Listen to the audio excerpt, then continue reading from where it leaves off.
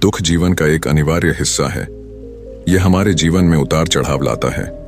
हर कोई अपने जीवन में किसी न किसी रूप में दुख का अनुभव करता है। दुख हमें अंदर तक हिला देता है, लेकिन यह याद रखना महत्वपूर्ण है कि दुख हमेशा के लिए नहीं रहता। जैसे मौसम बदलता है, वैसे ही दुख भी आता है और जाता है। कुछ लोग दुख में डूब जाते हैं और खुद को इससे उबरने नहीं देते, लेकिन कुछ लोग दुख से सीखते हैं और मजबूत बनकर उभरते हैं। नमस्कार दोस्तों, फिर से स्वागत है आप सभी का हमारे इस YouTube चैनल दी इंस्पिरेशन हब में। आज हम जानेंगे कि कैसे एक सुखी व्यक्ति खुद को दुखों में डाल लेता है और दुखी हो जाता है। चलिए शुरू करते हैं आज की कहानी। एक बार की बात है, एक नगर में एक लड़का रहता था जिसका नाम था राहुल। वह अपने जीवन से बहुत निराश था। उसकी निराशा का कारण यह था कि वह अब तक अपने जीवन में कुछ भी नहीं कर पाया था। उसके माता पिता उसे रोज ताने मारते थे कि तुम्हारे सभी मित्र कुछ न कुछ कर रहे हैं, लेकिन तुम अभी भी घर बैठे हो। दोस्तों के बीच भी अक्सर उसका मजाक उड़ाया जाता था। जब वह कहीं जाता तो लोग उससे पूछते थे, बेटा तुम क्या कर रहे हो? उसे यह बताने में भी शर्म आती थी कि वह कुछ नहीं कर रहा है। धीरे धीरे उसने रिश्तेदारों से मिलना जुलना कम कर दिया और लोगों से मिलना भी बंद कर दिया। वह ज्यादातर समय घर पर ही रहता, अकेला रहता और भगवान को कोसता रहता। वह अपनी किस्मत को दोष देता था। अब उसे अपना जीवन बोझ लगने लगा था। कभी कभी वह सोचता कि कब वह कुछ करने के योग्य बनेगा, और फिर वह सोचता कि जिंदा रहने से अच्छा मर जाना ठीक है। एक दिन वह अपने नगर की एक गली से गुजर रहा था। तभी उसने देखा कि एक गुरु दुख और परेशानियों पर उपदेश दे रहे हैं। वह भी इस भीड़ में सबसे पीछे बैठकर गुरुजी के प्रवचन सुनने लगा। गुरुजी कह रहे थे कि दुख हमें जीवन की कीमत समझाता है। यह हमें सिखाता है कि सुख कितना अनमोल है। दुख एक शिक्षक की तरह है जो हमें जीवन की सच्चाई दिखाता है और हमें जीने का सही तरीका सिखाता है। दुख आने पर आप चाहे तो जिंदगी जीना भी सीख सकते हैं। आप चाहे तो कुछ भी हासिल कर सकते हो, और अगर चाहे तो एक कोने में बैठकर रो सकते हो। इन सभी बातों को राहुल ध्यान से सुन रहा था, लेकिन गुरुजी की ये बातें उसे पसंद नहीं आईं। उसने खड़े होकर कहा, कुछ भी सीखने से दुख दूर नहीं होता है, इसमें केवल दर्द होता है। दुख की पीड़ा अनंत है। ऐसा लगता है कि इसके बाद कुछ होने वाला नहीं है। इससे कुछ भी फर्क नहीं पड़ता है। इसके सामने तो मौत भी छोटी लगती है। तब गुरुजी ने कहा, बेटा तुम्हारा दुख क्या है? राहुल ने उनके सामने अपनी सारी व्यथा सुनाई और गुरुजी से पूछा, मेरे इन दुखों का क्या समाधान है? ये सुनकर गुरुजी मुस्कुराए और बोले, तुम उसी दिन मेरे पास आना जब तुम्हारे जीवन में वास्तविक दुख आए। मैं तुम्हारी समस्या का समाधान अवश्य करूंगा। यह कहकर गुरु वहां से चले गए। राहुल ने सोचा, क्या ये मेरा दुख नहीं है तो क्या है? मैं जिस दर्द से गुजर रहा हूं वो असली दुख नहीं है क्या? मेरा दुख कोई नहीं समझ सकता। जब माता पिता नहीं समझते तो भला ये गुरु क्या समझेंगे? दुखों से व्यथित होकर राहुल ने एक फैसला लिया कि अब वह कुछ करेगा। उसने एक छोटा व्यवसाय शुरू किया, पर उसे सफलता नहीं मिल रही थी। लेकिन उसके घर वाले खुश थे कि वह कुछ कोशिश कर रहा है। वह अपने व्यवसाय में लगा रहा और धीरे धीरे उसे सफलता मिलने लगी। फिर उसने रफ्तार पकड़ी और केवल 3 साल के अंदर ही वह एक बड़ा बिजनेसमैन बन गया। अब राहुल के आसपास ऐसे कई लोग थे जो उसकी परवाह करते थे, जो उससे प्यार करते थे। अब उसके परिवार के सदस्य भी उसकी तारीफ करते करते थकते नहीं थे। दिन प्रतिदिन उसके मित्रों की संख्या बढ़ती जा रही थी। अब वह अपनी जिंदगी से बहुत खुश था।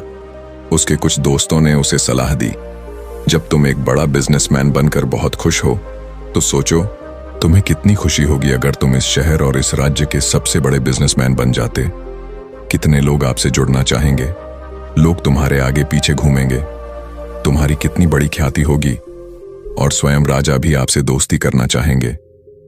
जरूरत पड़ने पर आपसे पैसे भी उधार लेंगे। दोस्तों की यह बात राहुल के मन में बैठ गई। अब वह और पैसे कमाने की कोशिश करने लगा, लेकिन उसे यह सब बहुत ही जल्दी चाहिए था। वह समय बर्बाद नहीं करना चाहता था। वह अधिकांश समय इन चीजों को प्राप्त करने में लगाने लगा। इसलिए वह ऐसे काम करने लगा जो सही नहीं थे। उसने पैसे उधार लेना शुरू कर दिया। अपने दोस्तों से पैसे की मंत्र और अधिक मुनाफा कमाने के लालच में वह अपने माल में मिलावट करने लगा। उसने अन्य व्यापारियों के खिलाफ भी साजिश रची और उन्हें धमकाया। जैसा उसके दोस्त कहते थे वैसा ही करता था। वह इन तरीकों से ज्यादा पैसा कमा रहा था, पर अब उसके जीवन में पहले जैसा चैन नहीं रहा। उसकी मानसिक शांति गायब हो गई थी और वह रात को सो नहीं पाता था। वह विचारों में रहता था। वह सब कुछ कर रहा था, पर उसे किसी चीज में सुख नहीं मिल रहा था। एक दिन राहुल अपनी गाड़ी से कहीं जा रहा था, तभी रास्ते में उसे गुरु का आश्रम दिखाई दिया। वह गुरु के पास जाकर बोला, गुरुजी, आपने मुझे कहा था जब कभी जीवन में सच्चा दुख आए तो चले आना। अब मैं बहुत दुखी हूं। मेरी नींद हराम हो गई है, मुझे कहीं भी शांति नहीं मिल रही है। इस प्रकार राहुल ने अपनी सारी समस्याएं गुरुजी को बताईं। गुरु ने कहा, जब तुम पहली बार मुझे मिलने आए थे तब भी तुम किसी दुख में थे। तुमने उस दर्द से क्या सीखा? राहुल ने कहा, सिर्फ सोने और चिंता करने से कुछ नहीं होता। अपनी दृष्टि को सच करने के लिए मेहनत भी जरूरी है, और सिर्फ मेहनत करने से भी कुछ नहीं होता, परिणाम भी मिलना चाहिए।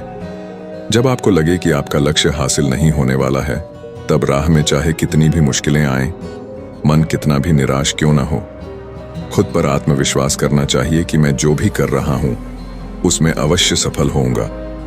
लोग केवल सफल लोगों का सम्मान करते हैं। कोई कितना भी अच्छा क्यों ना हो, वह हमेशा लोगों की नजरों में बोझ बना रहता है। यह सब सुनकर गुरु मुस्कुराए और बोले, यह वास्तव में दुख नहीं है। जब तुम्हारे जीवन में वास्तविक दुख आए तब मेरे पास आना, मैं उसे ठीक कर दूंगा। राहुल ने जाते समय गुरु को सोने के सिक्कों से भरा घड़ा भेंट किया। घड़ा देखकर गुरु ने कहा, यह मेरे किसी काम का नहीं है, इसे पेड़ के नीचे गड्ढा खोदकर गाड़ दो। राहुल ने घड़े को पेड़ के नीचे दबा दिया। जैसा कि गुरु ने बताया उसने वैसा ही किया और वहां से चला गया। कुछ दिनों तक उसका कारोबार ठीक चल रहा था, लेकिन व्यापार के गलत तरीकों के कारण धीरे धीरे उसे व्यापार में घाटा होने लगा। उसकी सारी दौलत धीरे धीरे खत्म होने लगी और एक दिन ऐसा भी आया जब उसके पास कुछ भी नहीं बचा और उस पर कर्ज का बोझ चढ़ गया। परंतु वह निश्चित था, क्योंकि उसने सारा कर्ज अपने दोस्तों से लिया था। उसने सोचा था कि उसके दोस्त बुरे वक्त में उसके साथ खड़े रहेंगे, लेकिन ऐसा कुछ नहीं हुआ। जैसे ही बुरा वक्त आया, दोस्त पहले उससे कर्ज मांगने लगे। अगर उसने कर्ज नहीं लौटाया तो उन्होंने उसे जान से मारने की धमकी भी दी। उसके सभी शुभचिंतक और प्रियजन उससे दूर हो गए। उसके दोस्त जो उसके साथ मस्ती किया करते थे, अब उससे दूर भाग रहे थे। उसका परिवार उसकी गलतियां और कमियां गिनने लगा। उसकी सारी संपत्ति नीलाम हो गई और उसके पास कुछ भी न बचा। जब उसने अपने पिता से मदद मांगी तो पिता ने कहा, मेरे पास थोड़ी सी संपत्ति है, अगर मैं तुम्हें दे दूंगा तो तुम्हारी मां को क्या कहूंगा? यह संपत्ति हमारा अंतिम सहारा है। राहुल के मन में गहरा दुख छा गया। उसके आसपास कोई नहीं था जो उसके दुख को समझ सके। लोगों के इस विश्वासघात के कारण वह अंदर से टूट चुका था। वह सोचने लगा कि अब जीने का कोई मतलब नहीं है, अब मौत ही मेरा सहारा है। वह आत्महत्या करने के लिए पहाड़ी पर जा रहा था। तब उसे याद आया कि गुरु ने उससे कहा था, जब तुम्हारे जीवन में वास्तविक दुख हो तब मेरे पास आना। राहुल गुरु के पास गया और अपनी सारी व्यथा सुनाई। आंखों में आंसू लिए उसने कहा, गुरुदेव, मेरे दुख का निवारण कीजिए। तब गुरु ने कहा, जब जीवन में असली दुख आए तब मेरे पास आना, मैं इसे जरूर ठीक करूंगा। पहले आप मुझे बताओ कि आपने अपने दुख से क्या सीखा? राहुल ने कहा, मैंने यह सीखा कि जो लोग हमारे जीवन में आते हैं वे हमारी सफलता और प्रगति के कारण हमें धोखा जरूर देंगे, क्योंकि बुरे समय में वे हमारे साथ नहीं खड़े होंगे। वे अच्छे समय में ही हमारा फायदा उठाएंगे और बुरे समय में हमें छोड़ देंगे। उन लोगों पर ही भरोसा करें जो हमारे बुरे समय में हमारे साथ खड़े रहते हैं, लेकिन ऐसे लोग बहुत कम होते हैं। जिनके पास हैं उन्हें उनकी सराहना करनी चाहिए, उनका अपमान नहीं करना चाहिए। कभी भी किसी के खिलाफ साजिश नहीं रचनी चाहिए। अपना काम ईमानदारी और धैर्य से करें और कभी लालची न बने। अपने सारे दुख, दर्द और अनुभव बयान करने के बाद राहुल गुरुजी के सामने आंखों में आंसू लिए बैठ गया। कुछ देर बाद गुरुजी उठे और पेड़ के नीचे गड्ढा खोदा और वह घड़ा निकाला जो सोने के सिक्कों से भरा हुआ था। उन्होंने सबल को देकर कहा, मेरे पास तब आना जब तुम्हारे जीवन में वास्तविक दुख हो। राहुल ने अपने गुरु को धन्यवाद दिया और उन्हें प्रणाम करके चला गया। उसने पैसों से एक छोटा सा व्यवसाय शुरू किया। अब वह छोटा व्यापारी बनकर भी खुश था। उसने पूरी लगन और ईमानदारी से कारोबार किया और जल्द ही वह अपने शहर का एक बड़ा व्यापारी बन गया। उसका जीवन सुख सुविधाओं से भरा हुआ था, लेकिन जीवन में दुख कभी भी आ सकता है। राहुल के जीवन में भी दुख आया। उसके माता पिता की मृत्यु हो गई। वे दोनों एक ही दिन मर गए। राहुल अपने माता पिता से बहुत प्यार करता था, इसलिए उनके निधन से उसे गहरा सदमा लगा। उसने अपने माता पिता का अंतिम संस्कार किया। शव जलते हुए देखा तो उसका मन बेचैन हो उठा। उसके मन में कई सवाल उठने लगे। वह घर वापस आ गया। उसने अपने माता पिता के घर और संपत्ति को देखा, जिसके लिए उसके पिता हमेशा लड़ते रहे। आज वह खाली पड़ा है।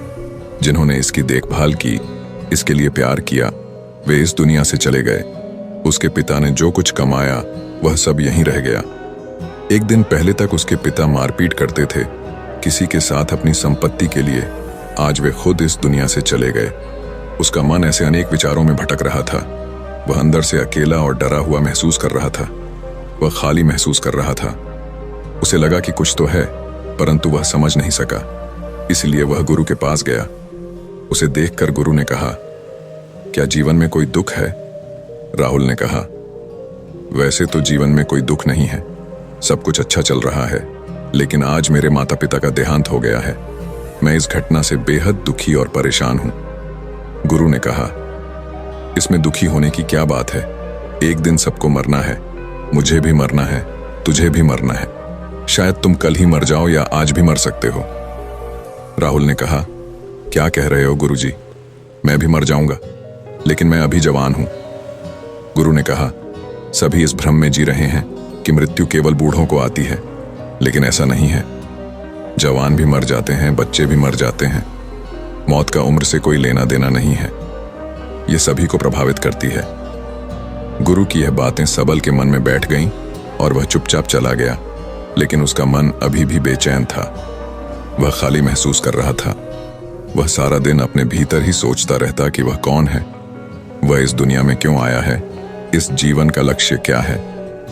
ऐसे कई सवाल उसके दिमाग में लगातार उठ रहे थे, लेकिन उन्हें अपने किसी भी सवाल का जवाब नहीं मिल रहा था और उसका दुख दिन दिन बढ़ता ही जा रहा था।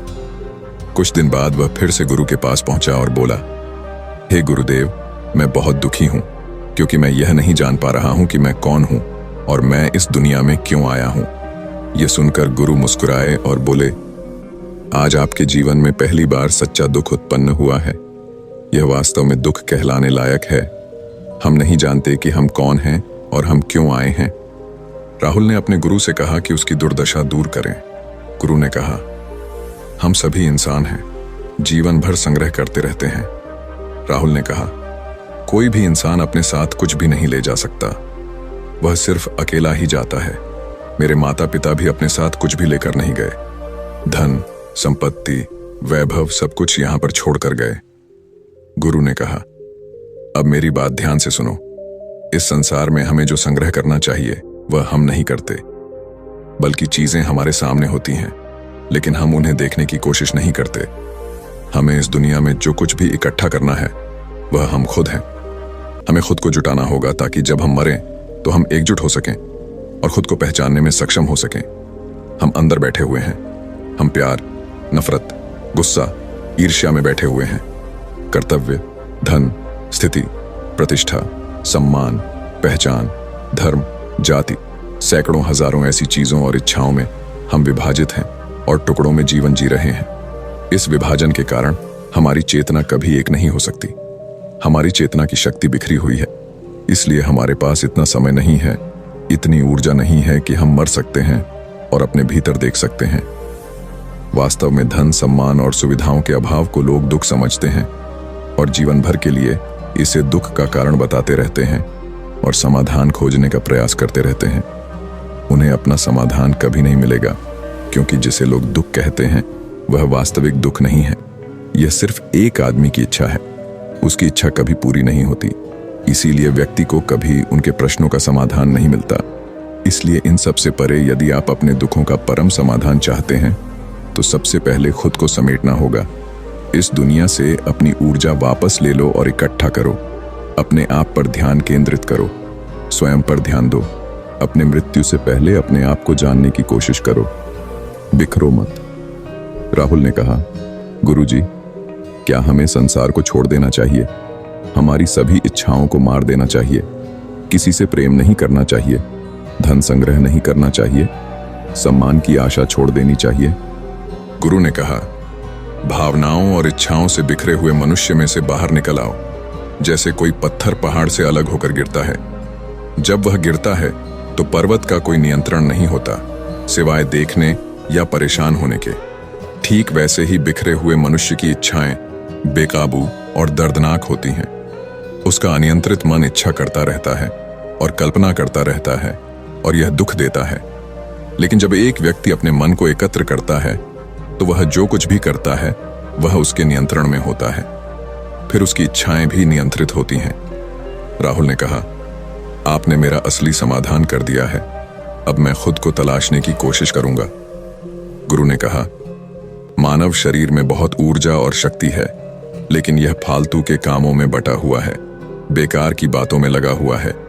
यह एक बहुत ही शक्तिशाली मशीन की तरह है, और वह बिना सोच समझे अपनी शक्ति बर्बाद कर रहा है, बिना किसी नियंत्रण के। इसीलिए इस शक्ति पर ध्यान दें, अपनी चेतना को इकट्ठा करें। राहुल को अपने प्रश्नों का उत्तर मिल गया।